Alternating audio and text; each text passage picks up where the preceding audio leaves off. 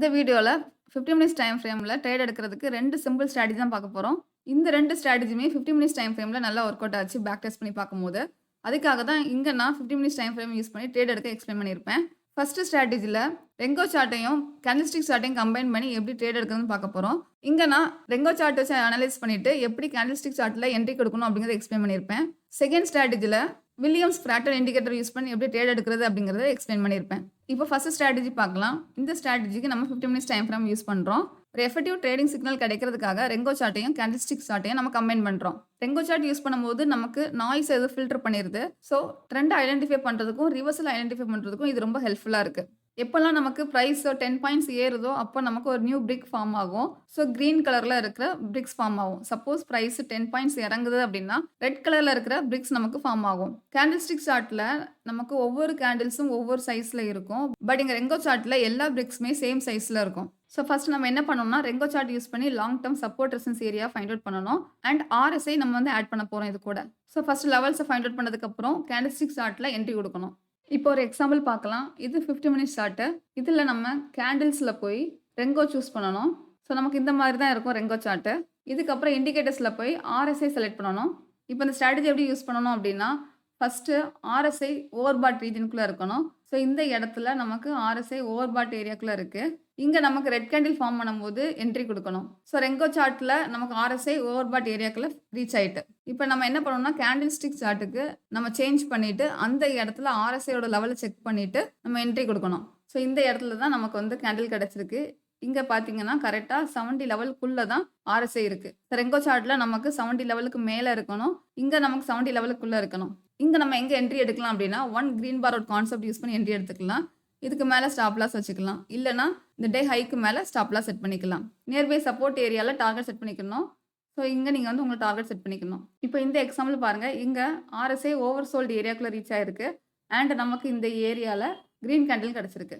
இப்போ நம்ம candlestick சார்ட்டுக்கு change பண்ணிவிட்டு அந்த இடத்துல RSI லெவல் செக் பண்ணிவிட்டு என்ட்ரி கொடுக்கணும். நமக்கு கரெக்டாக ரெங்கோ சார்ட்டில் எங்கே சிக்னல் கொடுத்துருக்குன்னா இந்த இடத்துல சிக்னல் கொடுத்துருக்கு. ஸோ இங்கே நமக்கு பார்த்தீங்கன்னா RSI லெவல் வந்து ஓவர் சோல்டு ஏரியாலேருந்து கிராஸ் பண்ணி மேலே ஏறிட்டு இப்போ நம்ம எங்கெல்லாம் என்ட்ரி கொடுக்கலாம் அப்படின்னு பார்ப்போம். இங்கே நம்ம ரெட் பார் அவுட் கான்செப்டில் என்ட்ரி கொடுக்குறோம். ஒன்று அந்த ரெட் பார் கீழே ஸ்டாப் லாஸ் வச்சுக்கலாம். இல்லைனா இந்த கேண்டில் கீழே ஸ்டாப் லாஸ் செட் பண்ணிக்கலாம். நியர்பை ரெசிஸ்டன்ஸ் ஏரியாவை டார்கெட்டாக செட் பண்ணிக்கணும். ஸோ இதுதான் உங்களோட ஃபர்ஸ்ட் டார்கெட் ஏரியா. இப்போ செகண்ட் ஸ்ட்ராட்டஜி பார்க்கலாம். இதில் நம்ம வில்லியம்ஸ் ஃப்ராக்டல் இண்டிகேட்டர் யூஸ் பண்ணி ட்ரேட் எடுக்க போகிறோம்.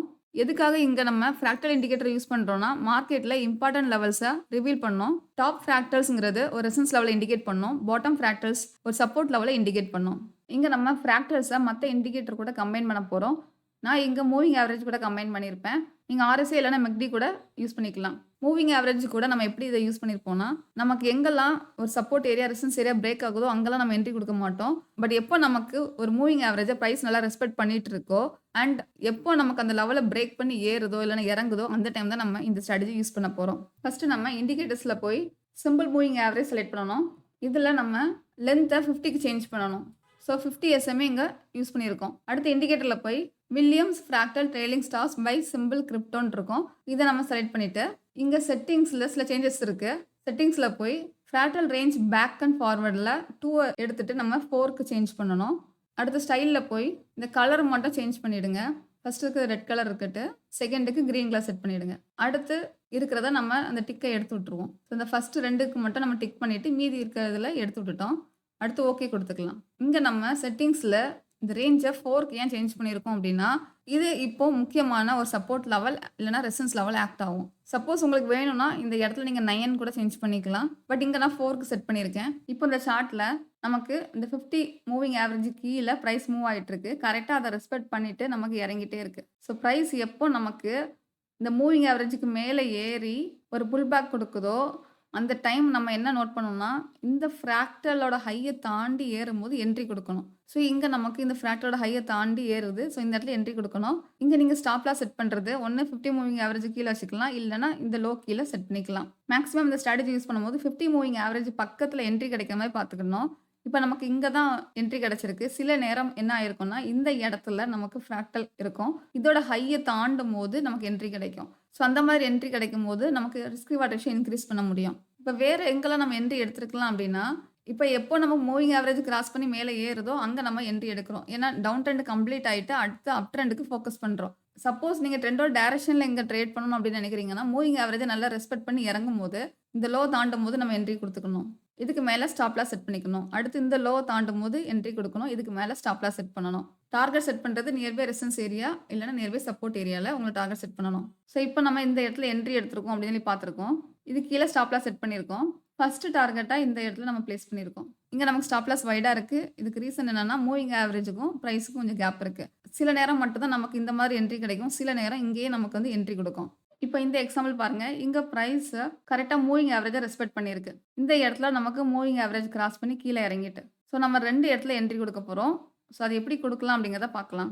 இங்க நமக்கு ஃபர்ஸ்ட் பிரைஸ் மூவிங் ஆவரேஜ் கீழ இருந்து மூவிங் ஆவரேஜ் கிராஸ் பண்ணி மேல ஏறிட்டு. இதுக்கப்புறம் ஒரு புல் பேக் குடுத்திருக்கு. எப்போ இந்த ஹைய தாண்டுதோ நம்ம என்ட்ரி குடுக்குறோம். இந்த லோ கீழ ஸ்டாப் லாஸ் செட் பண்றோம். சப்போஸ் நீங்க அந்த என்ட்ரிய மிஸ் பண்ணிட்டீங்க அப்படின்னா, செகண்ட் நீங்க என்ன நோட் பண்ணணும்னா, அடுத்து பிரைஸ் வந்து மூவிங் ஆவரேஜ ரெஸ்பெக்ட் பண்ணுதா அப்படிங்கிறத பார்க்கணும். ரெஸ்பெக்ட் பண்ணியிருக்கோம். ஆனா அது கரெக்ட்டா ரெஸ்பெக்ட் பண்ணியிருக்கா அப்படிங்கிறத கன்ஃபார்ம் பண்றது எப்படின்னா, இந்த ஹைய தாண்டுனா தான் நீங்க இத கரெக்ட்டா ரெஸ்பெக்ட் பண்ணியிருக்கு அப்படிங்கிறத ஃபைண்ட் அவுட் பண்ண முடியும். ஸோ சப்போஸ் ஹைய தாண்டுதுன்னா என்ட்ரி குடுக்கணும். மூவிங் ஆவரேஜ ரெஸ்பெக்ட் பண்ணிட்டு நியூ ஹை ஃபார்ம் பண்ணாம, லோயர் ஹை ஃபார்ம் பண்ணுச்சுன்னா என்ட்ரி குடுக்கக்கூடாது. நமக்கு எப்போ வேணாலும் ரிவர்சல் நடக்க சான்சஸ் இருக்கும். ஸோ நியூ ஹை மறுபடியும் ஃபார்ம் பண்ணும்போது என்ட்ரி குடுத்துக்கலாம். நமக்கு இதுவரைக்கும் நல்லா ட்ரெண்ட் ஸ்ட்ராங்கா இருந்துச்சு. இப்போ மூவிங் ஆவரேஜ் கீழ பிரைஸ் இறங்கிடுச்சு. இப்ப நம்ம என்ன பண்ணணும்னா, எப்போ அந்த லோவ தாண்டி இறங்க ஆரம்பிக்குதோ அப்ப என்ட்ரி குடுக்கணும். ஸோ நம்மளோட ஃபர்ஸ்ட் என்ட்ரி இங்க இருக்கும். இங்க மூவிங் ஆவரேஜ்க்கு மேல நீங்க வந்து ஸ்டாப் லாஸ் செட் பண்ணிக்கலாம். சப்போஸ் உங்களுக்கு ஸ்டாப் லாஸ் ரொம்ப வைடா இருக்கு அப்படிங்கிற மாரி கன்சிடர் பண்ணீங்கன்னா, இதுக்கு மேல நீங்க ஸ்டாப் லாஸ் செட் பண்ணிக்கலாம். இல்லன்னா, 1 கிரீன் பார் அவுட் கான்செப்ட்ல ட்ரேட் எடுத்திருப்பாங்க சில பேர். அதுக்கு மேல நீங்க வந்து ஸ்டாப் லாஸ் செட் பண்ணிக்கலாம். இப்ப இந்த வீடியோல 2 சிம்பிள் ஸ்ட்ராட்டஜி பார்த்திருக்கோம். இந்த ஸ்ட்ராட்டஜிய நம்ம 15 மினிட்ஸ் டைம் ஃப்ரேம் மட்டும் யூஸ் பண்ணிக்கணும். இந்த ஸ்ட்ராட்டஜி உங்க ஸ்டாக்ல யூஸ் பண்றதுக்கு ரொம்ப யூஸ்ஃபுல்லா இருக்கும். சப்போஸ் நீங்க பர்ட்டிகுலர் ஸ்டாக்ல மட்டும் ட்ரேட் பண்றீங்க அப்படின்னா, இந்த ஸ்ட்ராட்டஜி உங்களுக்கு அந்த ஸ்டாக்ல எப்படி ரெஸ்பெக்ட் பண்ணுது அப்படிங்கிறத பேக் டெஸ்ட் பண்ணி பாருங்க. சில நேரம் உங்களுக்கு லெவல்ஸ் சேஞ்ச் பண்ற மாரி இருக்கும். இப்ப நம்ம ஃபேக்டர்ஸ்ல செட்டிங்ஸ்ல 4க்கு சேஞ்ச் பண்ணியிருக்கோம். சில நேரம் நீங்க 5 இல்லன்னா 9 கூட சேஞ்ச் பண்ணிக்கலாம். அதே மாதிரி ஒரு ஸ்டாக்ல ரிவர்சல் ட்ரேட் எடுக்கிறீங்கன்னா, ரெங்கோ சார்ட் வச்சு அனலைஸ் பண்ணிட்டு அடுத்து கேண்டில்ஸ்டிக் சார்ட்ல என்ட்ரி குடுக்குறது யூஸ்ஃபுல்லா இருக்கும்.